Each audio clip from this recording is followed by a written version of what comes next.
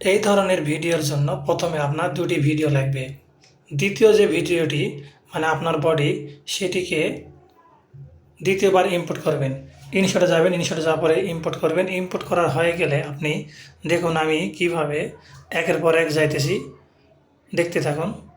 এইরকম সিলেক্ট করবেন। সিলেক্ট করার পর দ্বিতীয় ভিডিওটিকে কাটছাট করে নেবেন যতটুকু আপনার প্রয়োজন। কাটাকাটি শেষ হয়ে গেলে আপনি ওই ভিডিওটিকে লেয়ারে সিলেক্ট করবেন।